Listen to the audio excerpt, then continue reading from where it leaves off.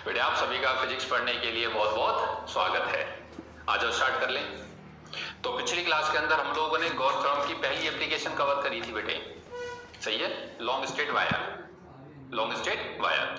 आज हम स्टार्ट करेंगे गॉस थ्योरम की दूसरी application, that EFI due to a thin infinite charged plane sheet. मतलब दूसरी एप्लीकेशन है शीट, चार्ज शीट। इसमें देखो बेटे हमारे सिलेबस में जो है वो है थिन और इनफाइनाइट। ये जो दो वर्ड है ना, ये दोनों वर्ड अपना मतलब एक सिग्निफिकेंस रखते हैं। इनफाइनाइट मैंने आपको पिछली क्लास में बताया था, इनफाइनाइट किसे कहते हैं। इनफाइनाइट एक कंपेरेटिव वर्ड है। वही एग्जांपल पिछला के बुर्ज खलीफा के बगल में आप जाकर के खड़े हो जाओ, उसकी जड़ में बिल्कुल नजदीक जाकर के, और उसके टॉप को देखो तो आपको गर्दन बिल्कुल ऊपर ले जानी पड़ेगी जब कहीं टॉप दिखाई देगा। उस सिचुएशन के अंदर जो ये लेंथ कंसीडर करी जाती है ये इनफाइनाइट है। और उसी बुर्ज खलीफा को आप 2 किलोमीटर दूर जाकर के देखिए साहब, आप आराम से देख पाओगे उसे। तो उस सिचुएशन में उसकी लेंथ इनफाइनाइट नहीं है, उस सिचुएशन में उसकी लेंथ इनफाइनाइट नहीं है, ठीक है ना। यहाँ पे देखना एक बार शीट के रेस्पेक्ट में देखना। जैसे मान लो ये कोई शीट है साहब, आपने इसको चार्ज दिया हुआ है, ये स्क्वायर शीट ले ली मैंने और इसकी साइड ले लेता हूं, मान लो बेटे 10 सेंटीमीटर इसकी साइड है, और आपसे कोई कहता है EFI कैलकुलेट करिए यहां से 20 सेंटीमीटर की दूरी पर, 20 सेंटीमीटर पर EFI चाहिए इस पॉइंट के ऊपर। अब तुम ध्यान से देखो, जो डिस्टेंस R है जहां पे आप EFI कैलकुलेट करना चाहते हो साहब, वो शीट के डायमेंशन के रेस्पेक्ट में ज्यादा है, कंपेरेबल है। ये कोई कंपल्सरी 20 हो, 10 से कम भी हो जाए, 9, 8, 7 कुछ भी हो जाए, मतलब कंपेरेबल हो। उस सिचुएशन के अंदर ये जो शीट है ये एक फाइनाइट शीट है, इनफाइनाइट नहीं है, फाइनाइट, FINIT, फाइनाइट कह रहा हूं।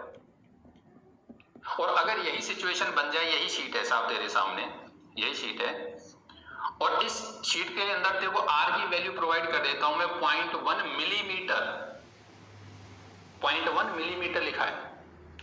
इतनी दूरी पर आप EFI कैलकुलेट करिए साहब। तो साहब जब इतनी दूरी पे जाके EFI कैलकुलेट करोगे तो उस सिचुएशन में यही शीट इनफाइनाइट है। यही शीट क्या है? इनफाइनाइट है। तो आप जब ये इनफाइनाइट शीट देखो ना, उसमें क्या नाम है हेडिंग के अंदर इनफाइनाइट, तो इनफाइनाइट से ये मत सोचिएगा कि बहुत बड़ी शीट है साहब, नहीं।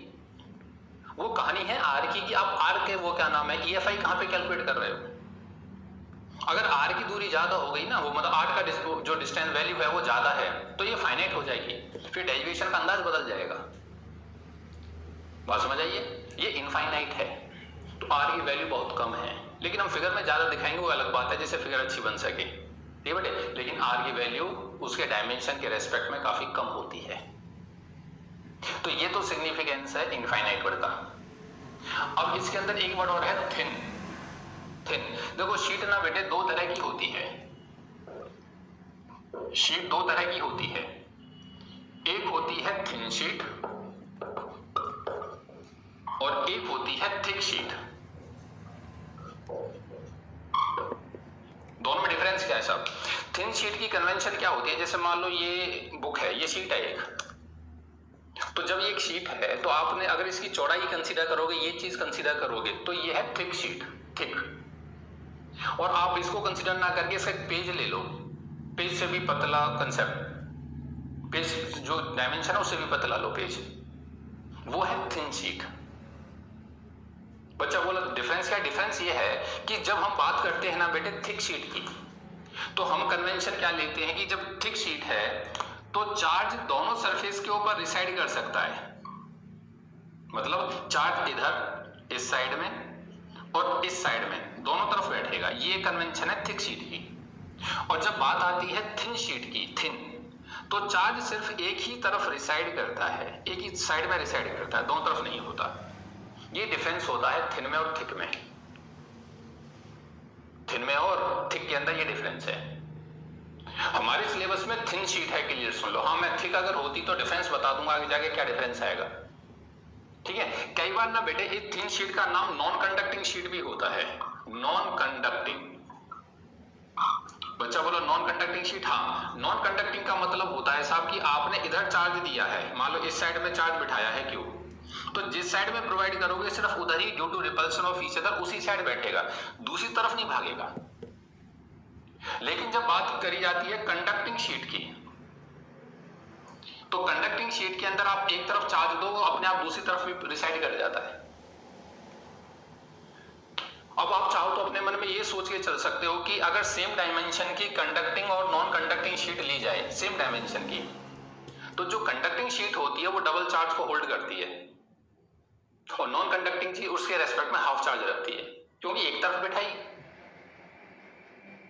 बात समझ आई नहीं? हमको शीट से मतलब नहीं है, हमको मतलब है चार्ज से।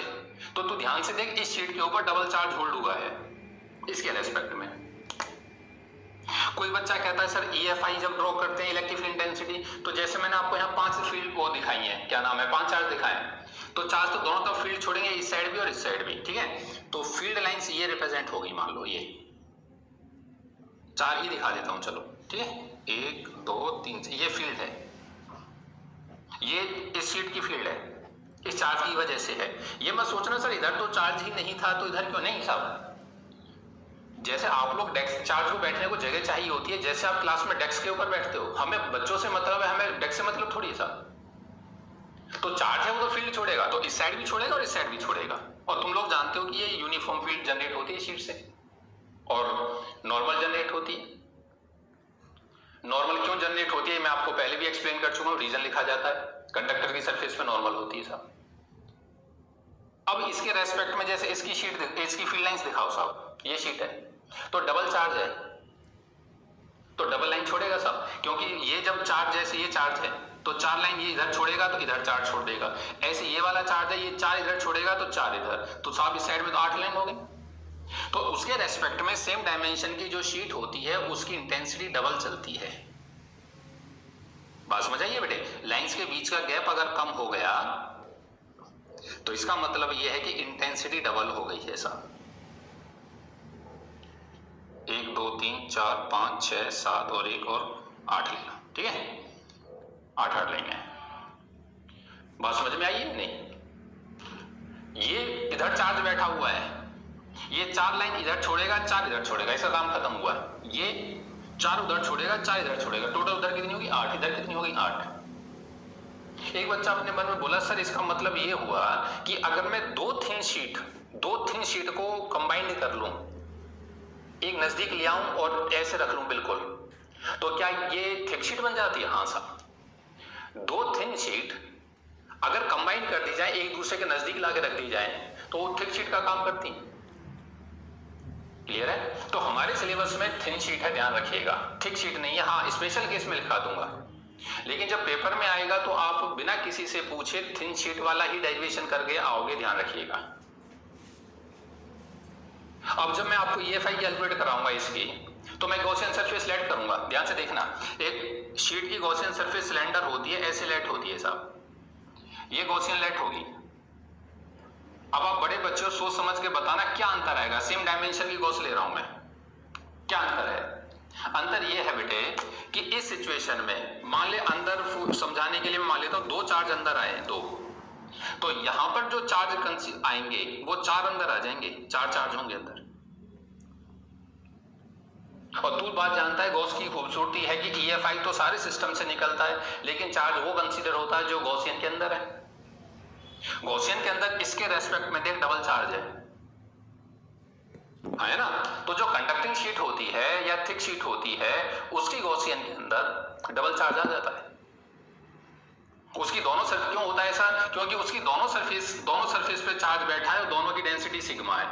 उसकी एक सरफेस पे बैठता है और एक ही सरफेस की जो डेंसिटी है वो सिग्मा है, तो भाई वो तो डबल चार्ज दे गया गॉसियन को, ठीक है। तो ये जो वर्ड के अंदर दोनों शीट का कंसेप्ट क्लियर होना चाहिए। थिन की कन्वेंशन होती है कि चार्ज एक ही सरफेस पे रिसाइड करेगा, ये कन्वेंशन है, और थिन की होती है चार्ज दोनों सरफेस पे रिसाइड करेगा। थिन की कन्वेंशन क्यों ली जाती, कितनी थिन ली जाती है तो सुन लो। थिन इतनी थिन शीट होती है कि आप उसके अंदर जाकर के EFI कैलकुलेट नहीं कर सकते, और थिक की कन्वेंशन होती है कि आप उसके अंदर भी कैलकुलेट कर सकते हो, अंदर भी EFI कैलकुलेट कर सकते हो। बात समझ आइए? तो आप स्किन को रोको बेटे, और जो भी कंसेप्ट लिखना चाहो पहले लिख लो, ठीक है, और फिर ये हेडिंग बना देना, डेरिवेशन नंबर जो भी चल रहा है 9वां 10वां जो भी हो नंबर डाल देना, ठीक है। तो स्किन को रोको, नोट करो। अब डेरिवेशन पर आ जाए तो हेडिंग बना EFI due to a thin infinite charge plane sheet. Charged plane sheet EFI। देखिए जरा, मान ले बेटे ये कोई चार्ज शीट है तो हम लोग थिन शीट लेकर के चलते हैं, इनफाइनाइट लॉन्ग है बेटे, ठीक है। तो ये जो मार्क ऊपर किया गया है ये थोड़ा बस ये याद दिला देता है कि शीट इनफाइनाइट है साहब, ठीक है बेटे। शीट कैसी है? इनफाइनाइट है। मान लो बेटे आपने इसको चार्ज दिया हुआ है और चार्ज डेंसिटी है इसकी सिग्मा, पॉजिटिव चार्ज दे देता हूं और चार्ज डेंसिटी कंसीडर कर लेता हूं क्या है? सिग्मा है। तो चार्ज एक ही सरफेस के ऊपर रिसाइड करता है, ठीक है सर। अब यहां से r डिस्टेंस की दूरी पर, यहां से r की दूरी पर कोई P पॉइंट है जहां पर मुझे EFI कैलकुलेट करनी है। Let P is the point at which the EFI is to be calculated. और डिस्टेंस कितना है? r है। अब ये तुम जानते हो कि अभी मैंने बता दिया था r जो है बेटे शीट के साइज के रेस्पेक्ट में नेग्लिजिबल होता है, ठीक है ना। लेकिन फिगर में हम थोड़ा दूर दिखाते हैं जिससे आसानी वो क्या नाम फिगर हमें समझ में आ जाए। अब नियम ये कहता है जिस पॉइंट के ऊपर EFI पूछी जाती है पॉइंट को लेते हुए गॉसियन सरफेस ड्रॉ करो सब। और प्लेन शीट की जो सरफेस होती है गॉसियन आइदर क्यूबाइडल, क्यूबाइडल बोलो क्यूब बोल दो, दोनों होती हैं, और या फिर होती है सिलेंडर। सिलेंडर बनाने में आसान है तो सिलेंडर ही लेते हैं, ठीक है बेटे। तो मान लो ये गॉसियन हो गई,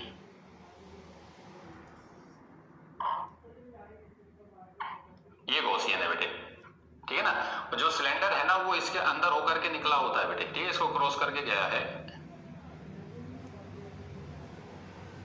ये सिलेंड्रिकल सरफेस है, ये गॉसियन सरफेस हो गई, ठीक है।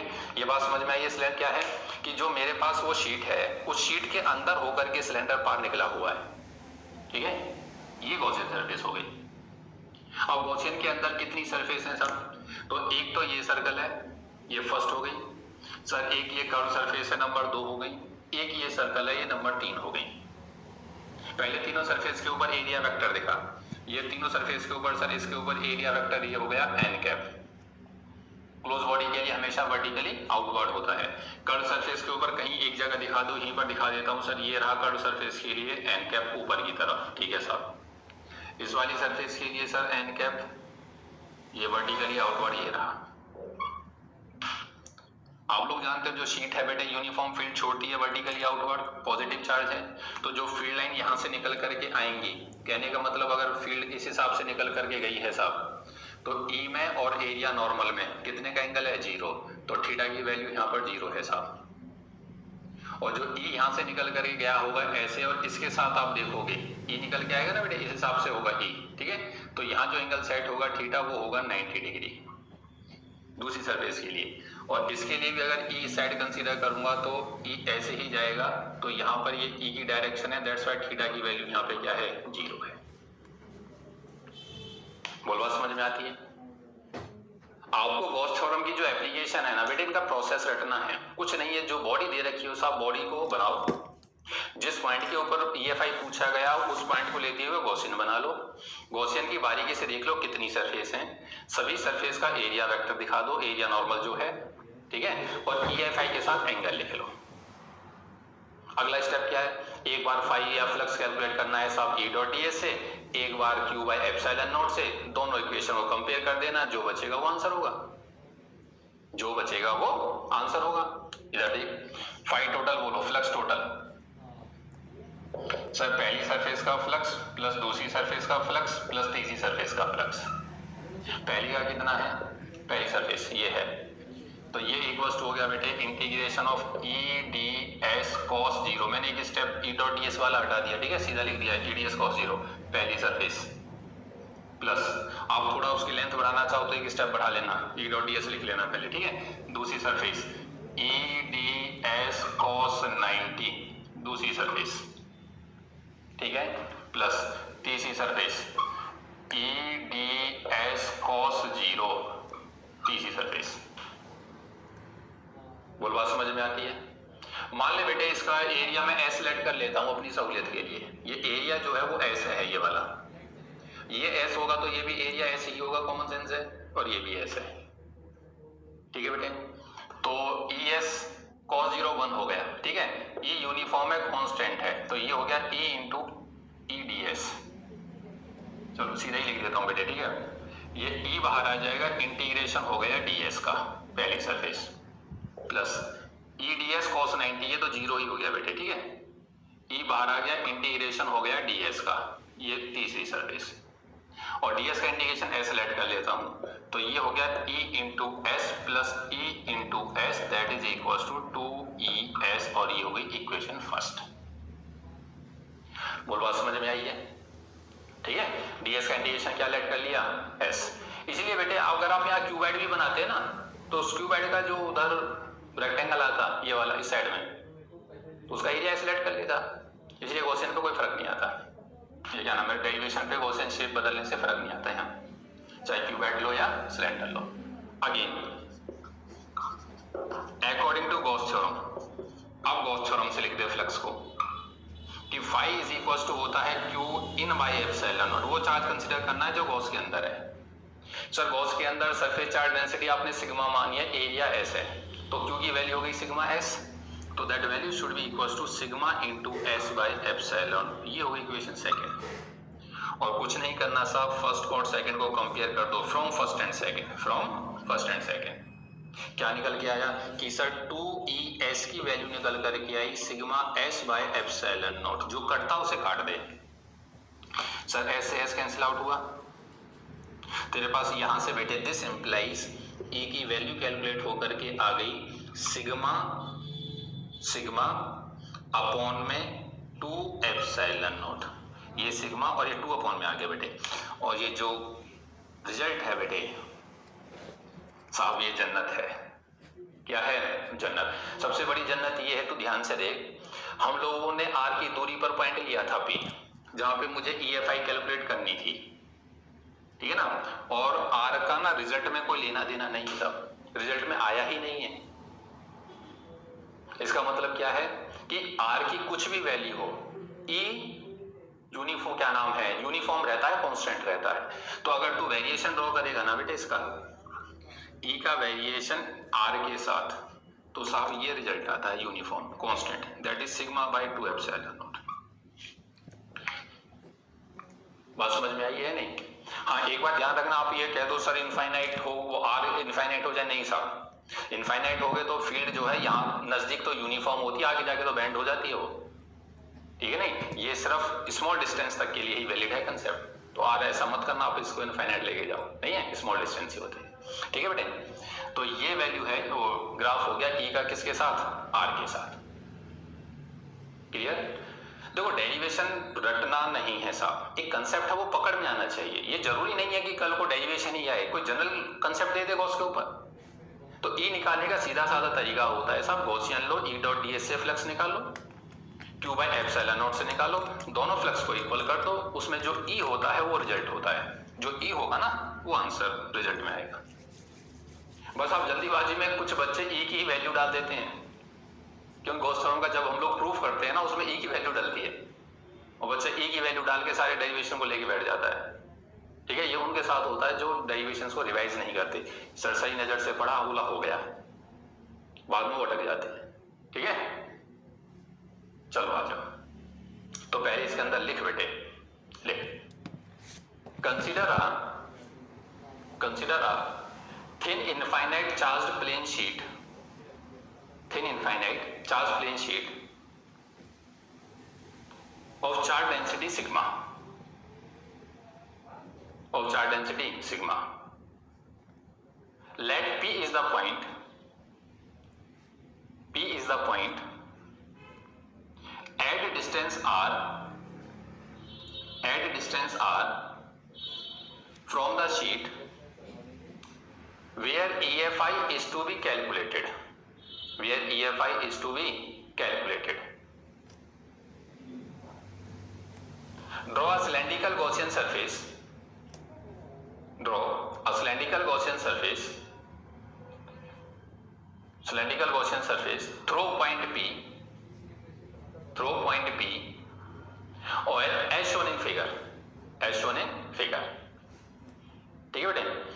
और ये लिखने के बाद फिर ये वाली फिगर बना देना, ठीक है, उसके नीचे बना लेना पेज के बीच में बढ़िया बड़ी फिगर, ठीक है। उसके बाद ये लिखना है, तो उसके बाद according to definition of flux the total flux through the Gaussian surface is, ये इक्वेशन, ठीक है यहां तक। उसके बाद अकॉर्डिंग टू गॉस थ्योरम, फिर ये इक्वेशन, और फाइनली ये रिजल्ट विद ग्राफ, ठीक है। तो स्क्रीन को रोक और इसको आराम से नोट कर लिखिए बेटे। अब इसी के ऊपर कंसेप्ट देख लो, आप नीचे लिख सकते हो इंपॉर्टेंट केसेस, या सम कंसेप्ट डाल के लिख दो, सम कंसेप्ट्स। सम कंसेप्ट क्या है कि if the sheet is conducting, conducting sheet भी बोल दे, कंडक्टिंग शीट बोल दे या थिक शीट बोल दे, दोनों सेम कंसेप्ट चलते हैं एकदम, ठीक है। If the sheet is conducting और थिक, ठीक है।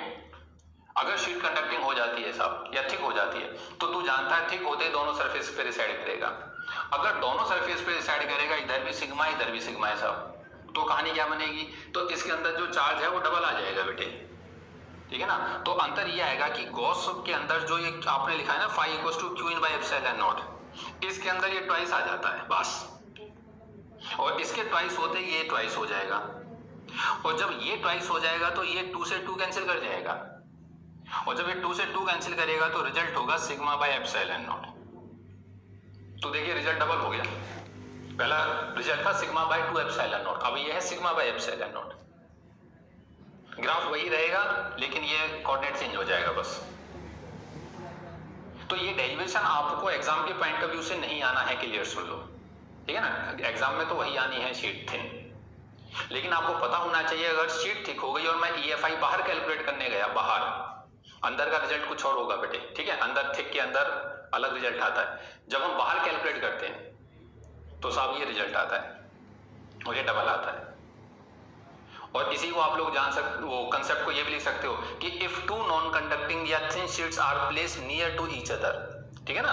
अगर दो थिन शीट एक दूसरे के नजदीक रख दी जाती हैं और ये सिग्मा और ये सिग्मा और EFI यहां निकालने को बोल देता है R की दूरी पर, ठीक है।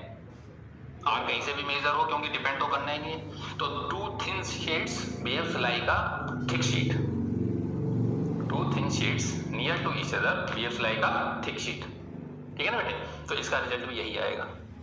तो आप स्पेशल केस में डाल के कि if the sheet is thick, ठीक है, और बस यहां से चेंज कर लो, या आपकी मर्जी है सारा लिखना चाहो सारा लिखो, और नहीं तो सीधा लिख दो phi equals to this therefore, इतना ही लिख दो सफिशिएंट है, ठीक है बेटे। और आप कहोगे मैं तो सारा लिखूंगा, तो ये डेरिवेशन पूरा उतार लो, ठीक है। स्क्रीन को रोक और लिख ले। उसके नीचे लिखना चाहे तो नीचे लिख दे कंसेप्ट डाल के, उसी के नीचे तो लिख from the formula E is equals to, from the formula E equals to sigma by 2 epsilon naught. It is clear that EFI due to sheet does not depends on R. Does not depends on R. It means the field due to a sheet is always uniform. The field due to an infinite sheet, infinite sheet is always uniform, ठीक है बेटे। अब इसके ऊपर आपसे question पूछ ले, देखना इधर एक शीट दे देता है सर सिग्मा डेंसिटी की और एक चार्ज दे दिया क्यू R की दूरी पर है, कहता है साहब फोर्स बताइए, calculate the force between the sheet and the charge. अब तुम बड़े बच्चों साहब कूलम्स लॉ डायरेक्ट तो लगना नहीं है, कूलम तो चार्ज के लिए है या एलिमेंट लिया जाए, ये तो पूरी शीट दे रखी है। तो बच्चा बोलता है इसमें क्या है सर, आज फोर्स क्यों लगेगी, क्योंकि ये वाला चार्ज इसकी फील्ड में आया हुआ है, इसकी वजह से यहाँ पे फील्ड कितनी है साहब सिग्मा बाय 2 एप्सिलॉन नॉट। बोल फोर्स कितनी हो जाएगी सर, चार्ज अपना फील्ड दूसरे की, फील्ड किसकी sigma by 2 epsilon not sheet की, आंसर है खत्म। रहा तो बोल यार, बात समझ में आती है नहीं। अब देखो यही क्वेश्चन ना बहुत टफ हो जाता अगर आप इसकी वजह से इस पे फोर्स निकालते, एलिमेंट लो, इंटीग्रेशन टफ इंटीग्रेशन है, आपने कंसेप्ट पलट दिया, सही है ना, अपने वो क्या नाम दिमाग से फोर्स निकालती चार्ज के ऊपर, खत्म हुई कहानी। अब ये आपको डायपोल दे देता, मान लो यही शीट दे करके सिग्मा और डायपोल दे देता कि calculate the force between the sheet and the dipole, ये माइनस क्यू है साहब, ये प्लस क्यू है। अब तुम बड़े बच्चे हो, कॉमन सेंस से बताना, क्या ये जो शीट है, यहां से पता चलता है शीट है, कहीं आप इसे लाइन चार्ज देख लो, लैम्डा लिखा होता अगर ये लाइन चार्ज होता तो, ये शीट है, ठीक है ना, यहां से देख के पता लगाते हैं, न्यूमेरिकल वाला तो लाइन चार्ज और शीट बना के जैसे ही देता है, वो लैम्डा और सिग्मा से पहचान लिया जाता है। अब शीट यूनिफॉर्म है साहब, वो फील्ड यूनिफॉर्म है, ये वाला चार्ज और ये वाला चार्ज सेम फील्ड में आएंगे, ये प्लस की शीट है तो इधर जो फोर्स लगेगी और इधर जो फोर्स लगेगी Q इंटू ई और Q इंटू ई वो इक्वल होगी, तो दैट्स व्हाई फोर्स क्या है, जीरो। तो एफ नेट की वैल्यू बोल क्या हो गई, zero, Q E minus Q E. एक बच्चा बोला नहीं सर मैं तो इस वाले फॉर्मूले से भी क्लिक कर देता हूँ, डाइपोल के केस में आपने ये वाला फॉर्मूला बता रखा है, F is equal to P D E by D R, याद कर, डाइपोल के लिए बताया था ना, तो ध्यान से देख, दिस इज द ग्रेडियंट या differentiation of E with respect to R, E with respect to R, क्या ई की वैल्यू कांस्टेंट है, हाँ साहब, अगर ई की वैल्यू कांस्टेंट है, कांस्टेंट का डिफरेंशिएशन जीरो, तो पी इंटू में जीरो इक्वल टू जीरो, अरे हाँ तो बोल सही बात है नहीं, कल को ये लाइन चार्ज होता, ये डाइपोल होता, तो ई की वैल्यू क्या होती, 2k lambda by are, differentiate कर देता, 2k lambda constant, 1 by R का डिफरेंशिएशन, खत्म कहानी। बोल बात समझ में आती है, तो स्किन को रोक, दोनों क्वेश्चन बना के लिख, find the force between sheet and charge, force between sheet and dipole. अब एक न्यूमेरिकल और लिख बेटे, न्यूमेरिकल लिख, calculate the EFI, calculate the EFI at point A, B and C, at point A, B and C, A, B and C as shown in figure, as shown in figure।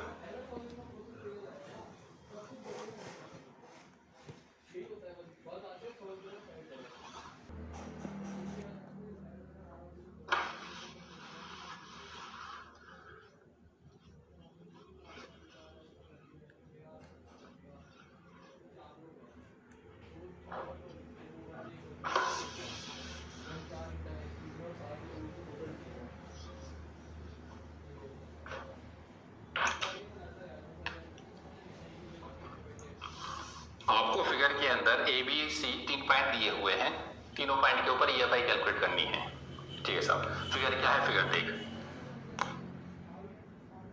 एक sheet तो ये है बेटे sigma density की, ठीक है, और एक शीट ये है सिग्मा डेंसिटी की, दोनों की चार डेंसिटी सेम है, और पॉइंट कहां पर है, एक पॉइंट है इस side, this is point A, एक पॉइंट है बीच में, दिस इज पॉइंट बी, और एक ये पॉइंट है पॉइंट सी, ठीक है, इसको मैं शीट नंबर फर्स्ट बोल देता हूं और ये मेरी शीट नंबर सेकंड है, मतलब अब दो शीट एक साथ दे दी हैं सब, अब तो एक पढ़ के आए थे, कोई फर्क नहीं पड़ता। एक बात आप लोग जानते हो कि ये शीट है, ये अपनी फील्ड जनरेट करेगी, ये फील्ड पूरे इलाके में पार जाएगी ऐसे, ठीक है, और इधर भी जाएगी, ये शीट जब जनरेट करेगी ये इस इलाके में जाएगी और इधर भी आएगी, तो इसका मतलब ए बी और सी पॉइंट के ऊपर दोनों शीट की फील्ड होगी, ठीक है। अब न्यूमेरिकल है साहब, ये न्यूमेरिकल आप लोग जानते ही हो, जिस पॉइंट के ऊपर पूछे जाए चुपचाप +1 टेक लो सब, जो फोर्स की डायरेक्शन है वही फील्ड की डायरेक्शन आ जाए, ये प्लस का है साहब, हाँ तो फर्स्ट की वजह से फील्ड इस साइड होगी, that is the field due to first, ये भी प्लस है, रिपल्शन मारेगा, this is the direction of the field due to second, बोल स्टेप सही है, चुपचाप यहाँ पे +1 रखा साहब, ये रिपल्शन करेगा, this is the direction of field due to first, ये रिपल्शन मारेगा, this is the direction of the field due to second. जिस पॉइंट के ऊपर पूछा जाए वहां पे +1 टेक लो, अपना पेन मत उठाना, इधर से रिपल्शन आया उधर चला गया, उधर से रिपल्शन आया इधर आ गया, खत्म कहानी। इस पॉइंट के ऊपर पूछता है साहब +1 रखा साहब, सर 1 की वजह से रिपल्शन आएगा, ये फील्ड हो गई ड्यू टू फर्स्ट, फिर रखा सर 2 से भी रिपल्शन आएगा, फील्ड ड्यू टू सेकंड, खत्म कहानी। बोल बात समझ में आती है। अब तुम लोग जानते हो कि डिस्टेंस से लेना देना ही नहीं है रिजल्ट में, sigma by 2 epsilon not they रखा है, ठीक है ना, और sigma by 2 epsilon naught answer आता है, आर होता नहीं है, तो डिस्टेंस कितना भी हो कोई लेना देना नहीं। इधर देखो, अब E A field due to both sheet at point A, तो ध्यान से देख, दोनों की वजह से ये डायरेक्शन है, तो क्या एक ही डायरेक्शन में? हाँ साहब, दोनों को जोड़ दिया। ए का आंसर कितना है? Sigma by 2 epsilon naught. इसका आंसर कितना है? Sigma by 2 epsilon naught. Answer कितना हो गया? Sigma by epsilon naught. B point के ऊपर लिख सब, बी के ऊपर। तो इस साइड वाले को प्लस मान के इधर माइनस मान लो। E1 में से E2 को माइनस कर दो सब। E1 कितना है? Sigma by 2 epsilon naught minus sigma by 2 epsilon naught is equal to 0। यहां पर फील्ड नहीं होगी साहब, बात समझ में आई है? वहां पर बोल सर, यहां पर जो फील्ड आएगी सी के ऊपर वो E1 प्लस में E2 होगी, क्योंकि दोनों एक डायरेक्शन में है। Sigma by 2 epsilon not plus sigma by 2 epsilon not add किया तो सिग्मा बाय एप्सिलॉन नॉट, ये आंसर आया सर। अभी बात को किया है मैंने, ये भी प्लस किया, ये न्यूमेरिकली दिखाया है सब कुछ। न्यूमेरिकली मतलब इसके अंदर डायरेक्शन का रिप्रेजेंटेशन नहीं है इसके अंदर, ये जो दिखा रखा है सिर्फ मैग्नीट्यूड लिखा है। क्यों? क्योंकि मैंने डायरेक्शन फिगर में दिखा रखी है, मैंने डायरेक्शन फिगर में दिखाई है। नहीं तो देखा जाए तो ये जो इंटेंसिटी है इसकी ये डायरेक्शन है। अगर तू इस रिजल्ट को इन वेक्टर फॉर्म लिखना चाहता है तो ये जो फील्ड की इंटेंसिटी है ए के ऊपर, ये माइनस ऑफ आई कैप की तरफ है सब। अब मैंने ये वेक्टर फॉर्म में दे दिया। और अगर इसका आंसर देना चाहता है ई एट सी वेक्टर फॉर्म में, तो ये प्लस आई की तरफ है सब, प्लस एक्स की तरफ है। तो वेक्टर फॉर्म में रिप्रेजेंट, क्योंकि न्यूमेरिकल है बेटे, वेक्टर फॉर्म में दिखाना कंपल्सरी नहीं है। मैग्नीट्यूड दिखाओ, डायरेक्शन तो फिगर में दिखाई है मैंने। बोलवा समझ में आती है? तो इस साइड का आंसर सिग्मा बाय एप्सिलॉन, इस साइड का आंसर। कल को इस क्वेश्चन को घुमा दे, दो शीट दे के एक चार्ज रख दे यहाँ पे Q charge, calculate the force on the charge. तो साहब तू जानता है चार्ज अपना फील्ड दूसरे की, दोनों की वजह से ये फील्ड है, क्यू से मल्टीप्लाई करूंगा फोर्स आ जाएगी। यहां पर चार्ज रखेगा सर, इस इलाके में कहीं पर कैलकुलेट कर दो, फील्ड एग्जिस्ट नहीं करेगी। तो चार्ज कहीं पर भी रख करके दे दे, फोर्स ही नहीं लगेगी सर, क्योंकि नियम है फोर्स जब लगती है जब बॉडी किसी की फील्ड में होती है। इस इलाके में फील्ड ही नहीं है, इस इलाके में चार्ज, यहाँ पे चार्ज रख के देगा, चार्ज अपना फील्ड दूसरे की, तो Q into sigma by epsilon not, कहानी खत्म। बात समझ में आई है? अगर आपको फील्ड कैलकुलेट करना आई है तो साहब आपको फोर्स लिखनी आई है, कॉमन सेंस है, पहले दिन से समझते हैं हम इस बात को, ठीक है ना? स्किन को रोक, न्यूमेरिकल लिख फटाफट। इसी न्यूमेरिकल को बेटे वापस कर, थोड़ा सा चेंज कर लेना। क्या कि ये जो डेंसिटी आपने प्लस ली है, ये वाली डेंसिटी जो प्लस ली थी, इस डेंसिटी को माइनस कर लेना। जो ये डेंसिटी आपने प्लस ले रखी है, इस डेंसिटी को माइनस कर लेना, बस ये डिफरेंस करना है, प्लस सिग्मा माइनस सिग्मा। सवाल वही है कि calculate the EFI at point A B and C. आजा चेक करते हैं इधर, इस साइड, इस पॉइंट पे ए के ऊपर +1 रखा सर, 1 से तो रिपल्सन आएगा, बिल्कुल सही है, लेकिन सर 2 से अट्रैक्शन आएगा क्योंकि ये माइनस का है, तो that is the field intensity due to the charge number 2, field sheet number 2। ये नहीं होगा, ये होगा साहब। बात समझ में आई है? बीच में आ जा, यहाँ पे +1 रखा सर, ये रिपल्सन देगा क्योंकि ये प्लस है, हाँ साहब बिल्कुल देगा इस साइड, लेकिन सर ये अट्रैक्शन देगा, इसका मतलब फील्ड अब इस साइड ही आएगी, ये वाली फील्ड नहीं होगी, ये गलत थी, मतलब ये चेंज होगी साहब। यहाँ पे जाकर के +1 रखा सर, 1 पे प्लस है, ये प्लस है, रिपल्सन देगा, ये 1 तो ठीक है सर, लेकिन 2 जो है अट्रैक्शन देगा, that is the direction due to field number plate number 2। जिस पॉइंट के ऊपर EFI पूछी जाती है साहब, उस पॉइंट के ऊपर +1 रख लो, जो फोर्स की डायरेक्शन है वही फील्ड की डायरेक्शन है, कहानी खत्म। अब आ जा, क्या अपोजिट है दोनों? हाँ साहब, इसको प्लस मान ले, इसको माइनस ले लियो, तो value should B E2 minus E1, E2 minus E1, sigma bye minus. साहब ये तो माइनस हो गया, ये आंसर बोल कितना आया सर? ये रिजल्ट तो 0 हो गया। कितना रिजल्ट आ गया साहब? 0। इसमें सर दोनों की सेम डायरेक्शन है, सेम डायरेक्शन है तो साहब इसको प्लस कर दे, प्लस करेगा तो sigma by 2 epsilon not, 2 epsilon not, ये हो जाएगा एप्सिलॉन नॉट। बोलवा समझ में आती है? क्या उसके अंदर भी डायरेक्शन अपोजिट है? हाँ सर, उधर वाले को प्लस मान लेता हूं तो E1 में से E2 माइनस कर दे, ये माइनस हो गया तो ये माइनस, आंसर फिर 0, आंसर 0। ये जो कॉम्बिनेशन आपके सामने है ना प्लस और माइनस का, ये कॉम्बिनेशन नहीं है साहब, ये जन्नत है। क्लियर सुन लो, जिस दिन मैं कंडेंसर स्टार्ट करूँ ना कैपेसिटर, ये कैपेसिटर है बेटे, एक प्लस की प्लेट और एक माइनस की प्लेट और दोनों की डेंसिटी सेम। ये जोड़ा सबसे प्यारा जोड़ा है कंडेंसर का, एक प्लस और एक माइनस। तो एक बात ना आपको ये रटनी है कि जब दो प्लेट प्लस माइनस की एक दूसरे के नजदीक रखी जाती हैं तो उनके बीच के अंदर जो इंटेंसिटी होती है वो सिग्मा बाय एप्सिलॉन नॉट होती है। उनके बाद आंसर जीरो होता है साहब। देखिए इधर भी जीरो है, इधर भी है।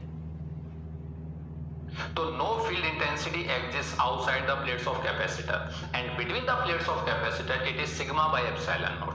ये लाइन मुझे रात में 2 बजे भी याद होनी चाहिए, रात में 2 बजे भी याद होनी चाहिए। बात समझ में आई है? अब ये आप ये मत सोचना कि सर हमेशा न्यूमेरिकल में सिग्मा ही आएंगे, नहीं, 2 सिग्मा आ जाओ तो 2 सिग्मा आते हैं, यहाँ पे 2 सिग्मा हो जाता और क्या होता? बोलवा समझ में आई है? नहीं, क्योंकि 2 सिग्मा होते 2 से 2 कट जाता, वही सिग्मा बाय एप्सिलॉन नॉट बचना। कल कोई 3 सिग्मा देता तो यहाँ 3 ले लेता, 3 sigma by 2 epsilon not. 4 sigma देता तो यहाँ 4 ले लेता। तो ये मत सोचना हमेशा सिग्मा आएगा, न्यूमेरिकल में कुछ भी वैल्यू आ सकती है। लेकिन ये प्लस माइनस वाला कंसेप्ट, ये कंडेंसर है, ठीक है? तो आप स्क्रीन को रोको, पहले इस न्यूमेरिकल को लिखो।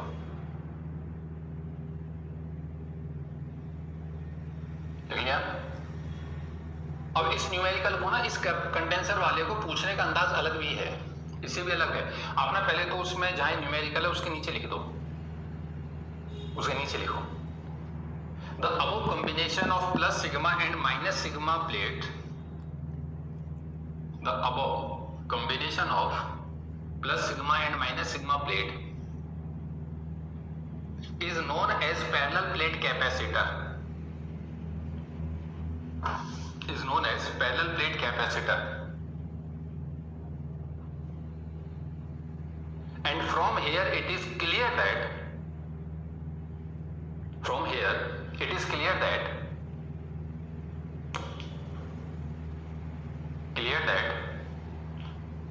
the field intensity outside the plates of capacitor is always zero.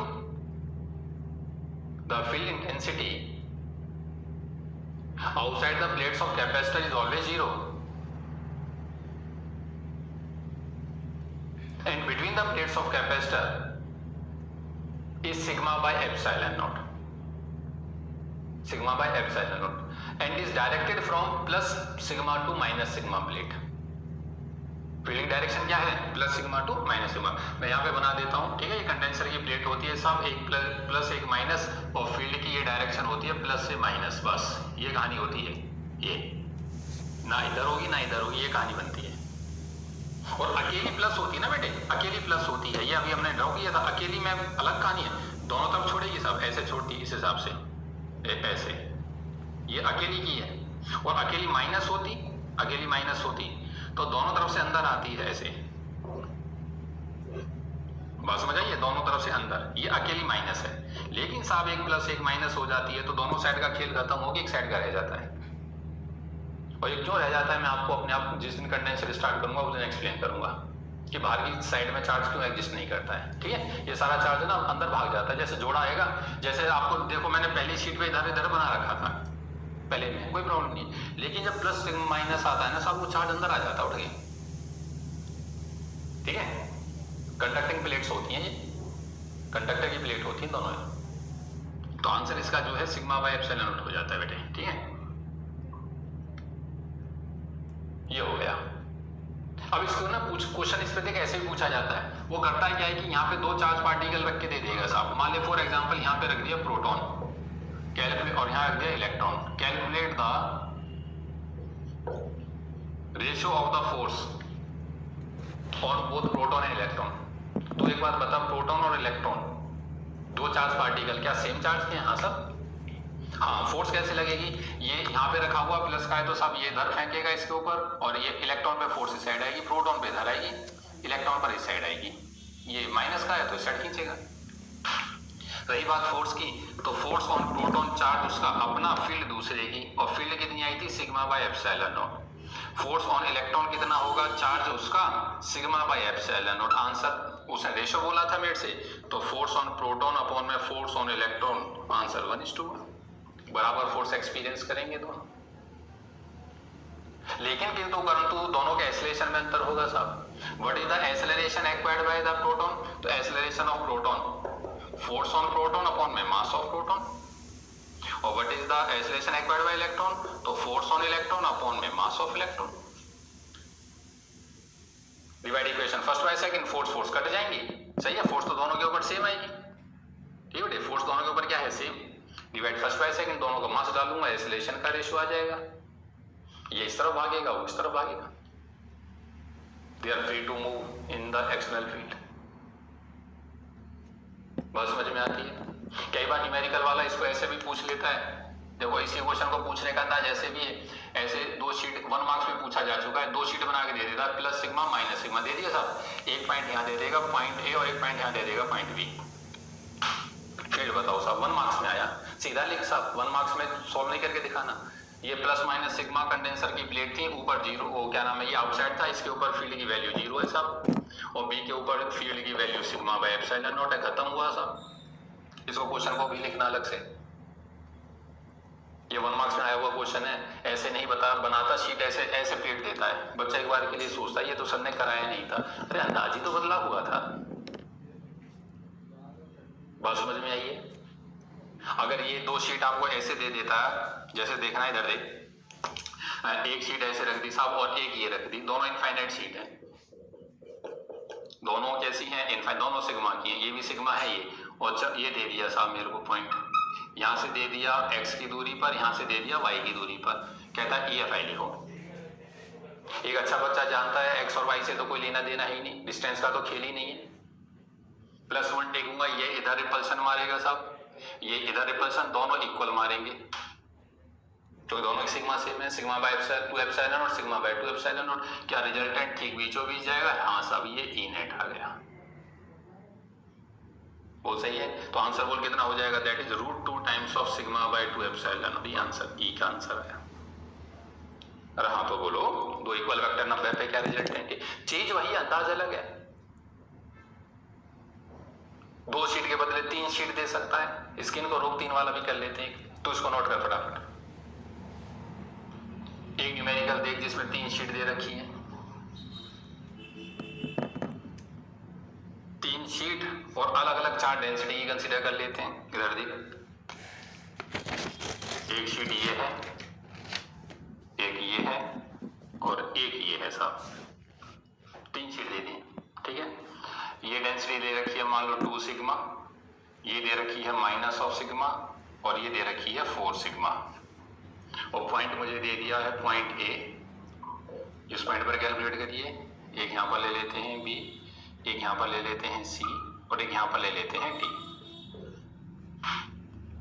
Clear है। शीट 3 है, शीट नंबर 1, नंबर 2 और नंबर 3, कोई प्रॉब्लम नहीं है बेटे, ठीक है। 1 2 का मैं लिख देता हूँ, बाकी का आप खुद लिखेंगे।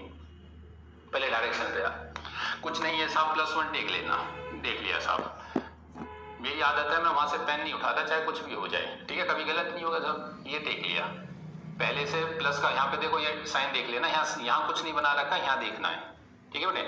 और ना ये कंप्यूटेशन पॉइंट ऑफ व्यू से ऐसे भी होता है कि इसको कोऑर्डिनेट में डाल देता है, कोऑर्डिनेट का मतलब यहाँ बना देगा x y फलाना ढिमका, इनके भी कोऑर्डिनेट डाल देगा शीट के, तो डिस्टेंस से कोई लेना देना नहीं होता है साहब। ये कंपटीशन में ऐसे भी क्वेश्चन आ रखा है शीट का, जैसे ऐसे बना करके 2 शीट और यहाँ पे डाल देगा ऐसे x और y, इनकी वैल्यू डाल देगा कि y = 4, y = -4, इनके कोऑर्डिनेट डाल दी, डाले जा कोऑर्डिनेट। बात समझ में आई है नहीं, हमें कोई लेना देना नहीं है कोऑर्डिनेट से, डिस्टेंस से लेना ही देना नहीं है। अच्छा साहब, ये +1 टेक लिया साहब, पहले से सर रिपल्सन, ये रही फील्ड ड्यू टू 1, बिल्कुल सही है साहब। फिर वापस सर 2 अट्रैक्शन मारेगा, this is the field due to 2, दूसरे से सर तीसरा रिपल्सन मारेगा, this is the field due to 3, खत्म। फिर यहाँ पे आ जा सर, अब पॉइंट यहाँ पे आ गया, ये रखा सर, पहले से रिपल्सन ये हो गया, this is the field due to 1, फिर वापस 2 सर, this is the field due to 2, 3 का repulsion, this is the field due to 3, खत्म। इस पे आ जा, फिर +1 रखा, +1 टेका, चालू कर पहले से सर। रिपल्सन ये रहा साहब, this is the field due to 1, फिर वापस 2 attraction towards field due to 2, फिर सर रिपल्सन फील्ड ड्यू टू 3। बात समझ आइए। फिर यहाँ पे टेक सर +1 रखा, ठीक है साहब, पहले से सर repulsion, this is the field due to 1, ठीक है, फिर वापस 2 से attraction, this is the field due to 2, सही है सर, फिर repulsion, this is the field due to 3, E3, फिर रिपल्सन। बोल बात समझ में आती है? अब मुझको ये ऊपर वाली वैल्यूज ना बेटे सारे न्यूमेरिकल में प्लस ले लेना और नीचे वाली माइनस कर देंगे, ठीक है। जैसे ये वेक्टर ऊपर है, इनको जोड़ के इसको घटा देना। तो लिख फील्ड एट ए, लिख सर E1 प्लस में E3 और माइनस में E2, माइनस में E2। बात समझ में आई है? आजा साहब, E1 की वैल्यू E1 सर 2 सिग्मा है, तो 2 sigma by 2 epsilon not plus E3 4 sigma है, 4 sigma by 2 epsilon naught minus E2 sir sigma है, सिग्मा बाई 2 एप्सिलॉन। कोई बच्चा ऐसा मत करना कि इस माइनस को भी ले लो यहाँ पे साहब, फील्ड है, साइन कंसीडर नहीं होता, वेक्टर क्वांटिटी है। माइनस का काम था डायरेक्शन दिखाने का, डायरेक्शन का इसमें डाल दिया, ठीक है। इसको माइनस लेके इसे प्लस कर लो फिर, ठीक है बेटे, खत्म हुआ साहब। कितना हो गया, sigma by epsilon not plus 2 sigma by epsilon naught minus sigma by 2 epsilon not. एक में से आधा गया आधा, ठीक है बेटे, और आधा और 2 ढाई, that is 5 by 2 sigma by epsilon. Check कर लेना बेटे कोई गलती ना हो, ठीक है। ये वाला इन द सेम फॉर्मेट आप E भी लिखोगे, तो E3 minus of E2 minus of E1,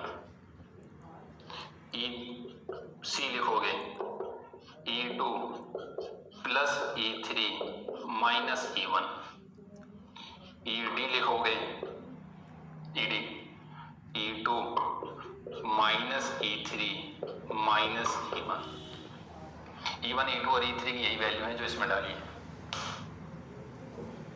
अगर प्लस का रिजल्ट बच रहा है इसका मतलब समझ जाना नेट फील्ड ऊपर है, और माइनस का बच रहा है तो नेट फील्ड नीचे है, ये आंसर। तो प्लेट चाहे 2 आ जाओ चाहे 3 आ जाओ, उसे कोई लेना देना नहीं, ठीक है बेटे, ठीक है।